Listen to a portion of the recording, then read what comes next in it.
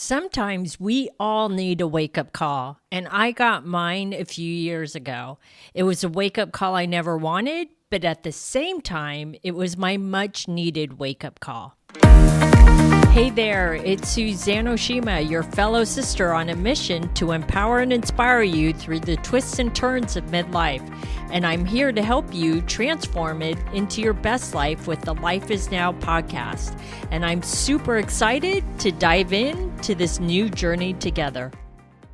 Now, before I share my wake-up call with you, I should first share with you what happened 15 years ago. So 15 years ago, I was living in New York City and I got the phone call that everyone dreads. And it was my mom calling me to tell me that my father had a stroke. And so I, of course, immediately flew back to San Francisco where they live to be with him and to support him. And so while I was visiting my dad in the hospital, he was having his rehab session with the physical therapist, and all of a sudden I started getting this excruciating pain in my stomach. And I sat down and I started to break out in a cold sweat, and the pain started to get worse. So what I did was I removed myself from the PT session that my dad was in, and I went to his hospital room, and I sat there for a while. And all of a sudden, the pain started getting worse. And I laid down on his hospital bed because that's how much pain I was in. And honestly, I'm laughing because looking back, I thought I just had to poop.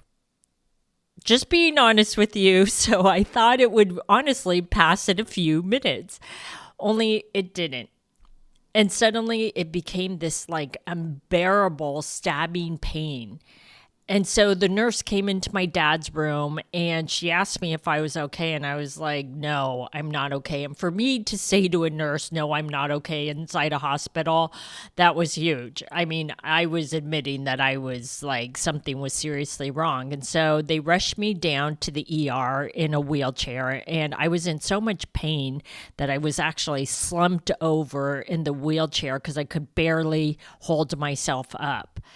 And the doctors ran several tests in the ER. And I honestly thought something like it was going to be no big deal. Oh, well, you just maybe have gas or something. But the doctors ran some tests and they discovered a cyst the size of get this, an orange. I know, isn't that crazy? An orange on my left ovary. I was completely shocked. How could an orange, a cyst the size of an orange, form on my left ovary? And they recommended that I have it removed when I got back to New York City. But they were like, Suzanne, you need to have this removed immediately because their concern was that it could twist and then it could become an emergency situation.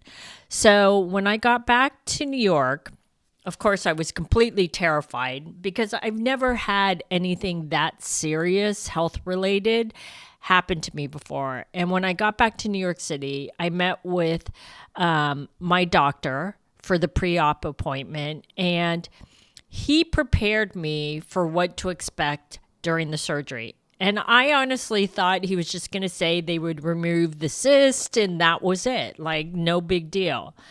But what he told me was that not until he was in surgery and he removed the cyst would he know if it was cancerous. I don't know why I didn't think of that, but that's what he told me. And that obviously came as a shock to me. And it was scary.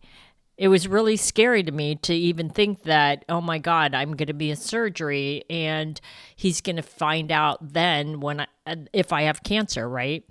But then it became even more overwhelming when he said if he discovered it was cancer at that moment while I was on the table then he would have no choice but to give me a hysterectomy, a full hysterectomy at the time. And I was like, what? I'm not going to lie, I was in complete shock. And when I was in shock, my mind was racing all over the place with panic thoughts because back then I was in my early 40s and I knew deep down inside that I still had a chance to have children because My sister had her last baby at 43. So I knew there was a chance that I could still have children, and I wanted children. But when the doctor told me this, I realized that this could all be taken away from me, all while I was under anesthesia, in surgery, and completely unconscious. And I wouldn't know what actually happened to me until I woke up out of surgery. So that was terrifying to me. And if that wasn't overwhelming enough, I realized I was faced with the harsh reality. If he had to give me a hysterectomy, then I would go into immediate menopause after the surgery. And so, as you can imagine, my head was completely spinning with a whole host of emotions, from the possibility of you might have cancer to a possible hysterectomy and then to early menopause.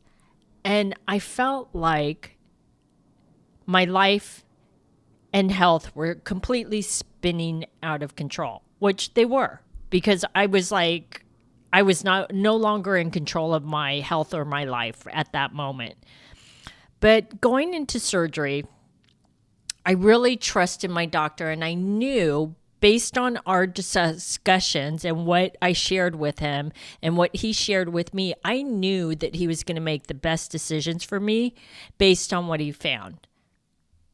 So when I awoke from surgery, there was good news and bad news. You know, I woke up, I was still really woozy, and he shared with me the bad news was that I had lost my left ovary because that cyst, the size of an orange, had actually overtaken my ovary and they could not save it, which that didn't surprise me because that cyst was so big. So that was the bad news. But the good news was the biopsy of that cyst came back benign and it wasn't cancer. And I was like, oh my gosh, thank goodness, right? And I breathed this huge sigh of relief. And thankfully, because it was benign, he didn't have to give me a hysterectomy. So that was good news too.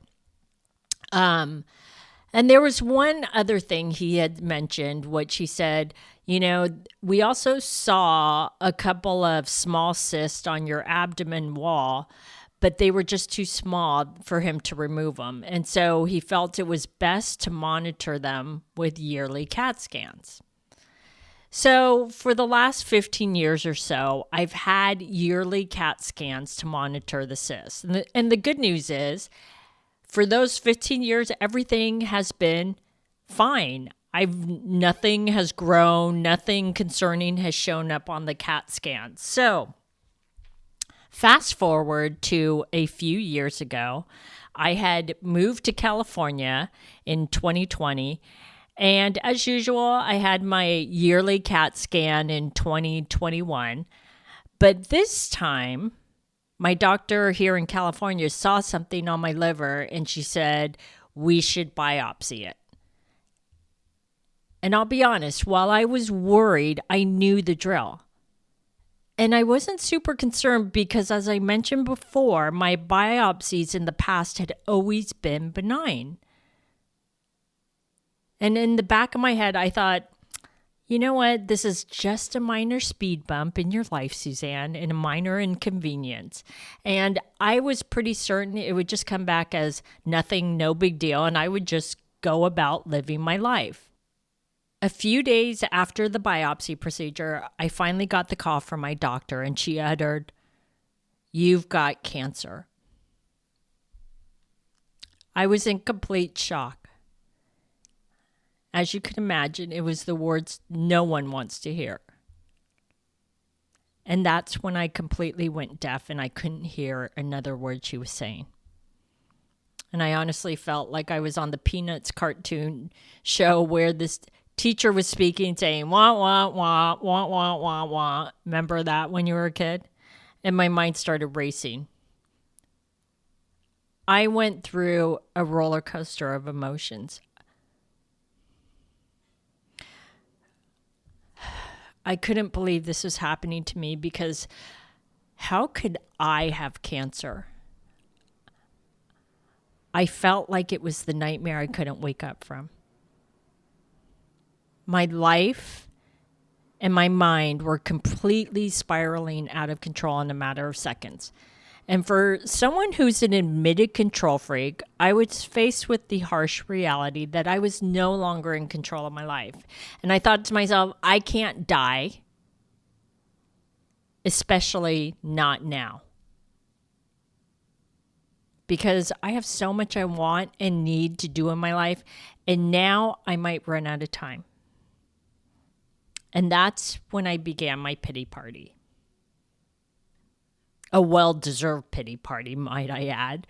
And it was very telling, though, during this pity party, where my mind went during these initial moments. And the first thing I thought of was, why me? I was like, I'm healthy, I exercise, I eat right, and okay, I don't eat right 100% of the time because sometimes I'm having that occasional cheeseburger, fries, and pizza, but for the most part, I would say 85% of the time I'm eating healthy. But as you know, unfortunately, cancer doesn't discriminate. And then the second place my mind went was all of the regrets in my life, what I hadn't done in my life and what I wished I had done. And I started kicking myself because for my entire career, I realized I've worked too hard. I've always put my career first and foremost above everything else in my life. And that includes relationships, family, vacations, and quite honestly, just having fun. And I thought, how stupid could I be? And now, all for what? A promotion or a bigger paycheck? Who cares when you have cancer, right? Because those things don't matter one bit. Then I thought about how I haven't traveled to all the places I've dreamed about going to for years. And all the things in my life that I kept putting off because I was quote unquote too busy. But was I really too busy? Or was that just an excuse? And why did I wait so long? And I'll tell you why I waited so long. Because the same reason everyone else does. We think we have all the time in the world to live our lives. And we usually base it off our own lifespan, off of how long our parents have lived. And I was no different. After all, my mother lived to 88. And my father lived to 95. And my grandmother lived to 101. So why would I be any different? I mean, I come from good genes and I would certainly live that long, if not longer, because I'm a healthy woman in her mid-50s who takes good care of herself. But the problem is I didn't factor in the what if into my life. What if I get cancer? What if my life is cut short? What if I don't have all the time in the world like I thought I did? This was my wake-up call. An unwanted wake-up call, but at the same time, my much-needed wake-up call.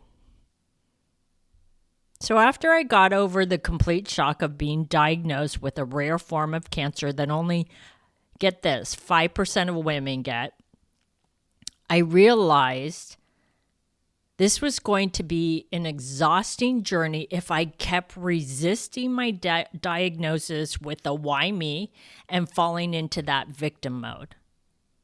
So I was faced with a choice. I could either keep feeling sorry for myself and asking why me, or I could accept the cards I was dealt and start embracing the life that I had right here, right now. And that was the day I kicked myself out of my own pity party, and I began to think about how can I be grateful for my cancer diagnosis? I know that sounds crazy, but it's true. I really did think about that. I began to look at things a little differently, and I asked myself, how can I use cancer to change and embrace my life? I decided I was going to need some powerful mantras to help me get through the hard times on this challenging journey ahead of me. So the main mantra I came up with, and it still is my main mantra, is, and you can steal this, by the way, is I'm okay, everything will be okay. I'm okay, everything will be okay. I'm okay, everything will be okay. And yes, I say it to myself 3 times. And whenever I feel that anxiety, sadness, or overwhelm, I feel an instant calm wash over me. And then the quote I began to live my life by is and was, still is, one day you'll leave this world behind, so live a life you will remember. And that's from the song by Avicii. It's a great song. You should listen to it. It's like my anthem. And I would always remember that today is a new day, because it is. And I should be grateful for it each and every day. And I made the decision from that day on, I wasn't going to waste any more time on the things or people that don't matter. Because the one thing I can't buy more of is time in my life. Now, as crazy as this may sound to you, I now realize my cancer diagnosis has been a blessing in disguise. And you may be asking, why, Suzanne? Well, because I don't take my life for granted anymore and think that I have all the time in the world, because I don't. And the truth is, none of us do, but we all think we do. Cancer made me start living my life the way I intended. No more excuses, no more regrets. And I've learned so much along my cancer journey, because this was and still is my wake-up call.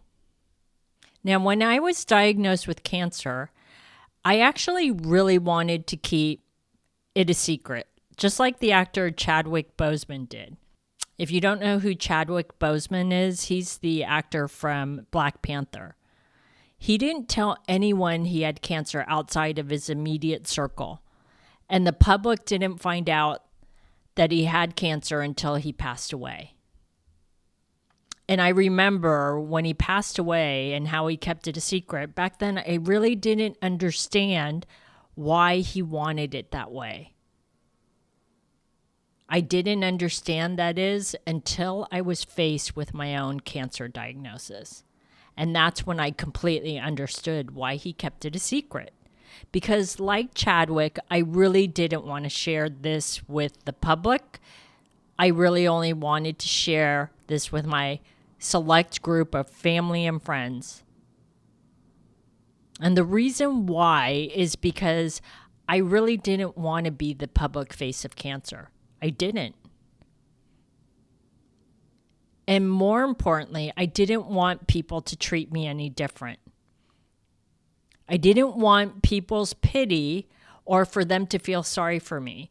I just wanted to live my life without people asking me all the time with a sad or concerned face, "Oh, Suzanne, how are you feeling?" And for the cancer to be the topic of conversation every time I talk to somebody. But then something significant happened to me. Something deep down inside of me really shifted. And I came to the powerful realization that it would actually be super selfish of me to keep my cancer diagnosis a secret. Because after all, as a life coach, I'm all about empowering and inspiring women.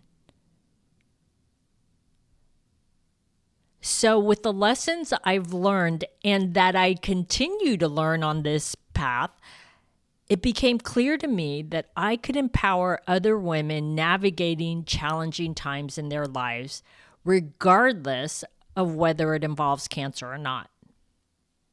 And from that moment on, I made a decision that I'm not just going to live with cancer. I made a decision that I'm going to thrive with cancer. And as you can imagine, while it hasn't been an easy journey to get to this positive space, I will tell you, I've embraced every challenge and emerged on the other side stronger than I could have ever imagined. And so here's my ask of you as you're listening to this. Please don't be sad or worry about me, because the truth is I'm okay and everything will be okay.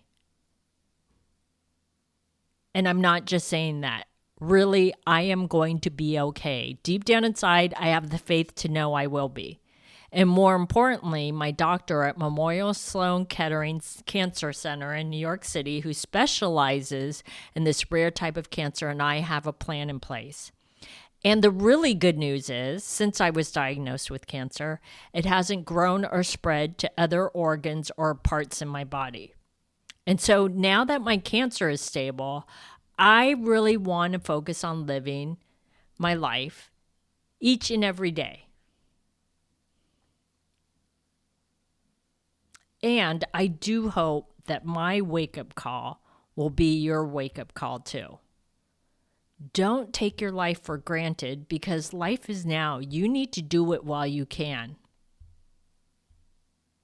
So what was one of the biggest ahas during this challenging journey that I've been on?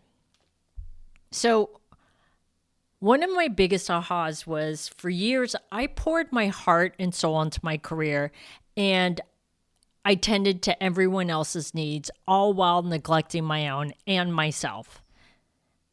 And quite honestly, it was a negative pattern that always left me feeling depleted and disconnected. Can you relate? I bet you can. So after my cancer diagnosis, I decided to take a much needed break and disconnect in 2022.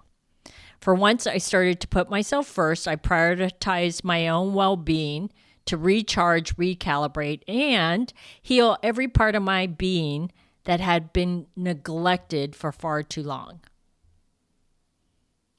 Initially, my intention was to take only a few months away from my coaching business, but then a few months turned into 6, and before I knew it, it unintentionally became a year. And looking back, I realized the long break I took was exactly what I needed. Not only to recover from my unexpected cancer diagnosis, but to also take a break from being a workaholic for over 30 years. And during my break, I made a promise and commitment to myself that I would only come back to work when I was truly ready. So fast forward to the end of 2023, and guess what? I was ready. I was ready not only for myself, but for you.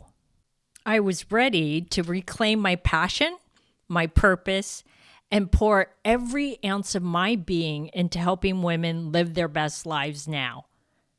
And when I say now, I mean now, not tomorrow, not next week, not next year, and not 10 years from now. I mean now. And as I stepped forward into this new beginning of my next chapter, as you can imagine, the priorities in my own life had profoundly shifted. Because in the midst of my own transformation, I came to a big realization, is that I could no longer authentically guide you and other women on the path to finding love again, because my focus narrowed to the essence of what truly matters in my own life. And so with those changes in my own life, I had to make the hard decision to remove love coaching from my focus. And then I wanted to dedicate myself solely to life coaching women in midlife. So Just know that this was a decision that was born out of authenticity and a deep-seated desire to align my actions with my newfound clarity and purpose in my own life.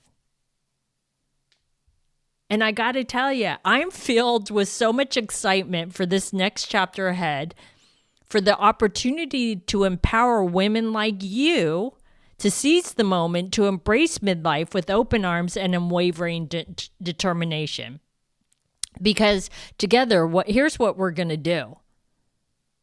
We're going to rewrite the narrative of what it means to thrive in this stage of this life. We're going to forge meaningful connections, and we're going to pursue our dreams with unbridled passion. So, if you're ready to prioritize yourself, to breathe life into your long-forgotten dreams, then I invite you to join me on this adventure. Because together, we're going to navigate the exhilarating highs and the inevitable lows of midlife. And we're going to forge new friendships with like-minded women, and we're going to make every moment count in our lives. Because here's the truth. It's never too late to live the life you imagine. But the journey starts now with every single step toward the future we dare to create. So let's make it count. Let's transform midlife into our best life together. Hey there, if you enjoyed this podcast and are ready to transform midlife into your best life, visit SuzanneOshima.com to become an insider and join my email list. As an insider, you'll be the first to know about new episodes and gain access to exclusive content that empowers and inspires you on your midlife journey today and in the future.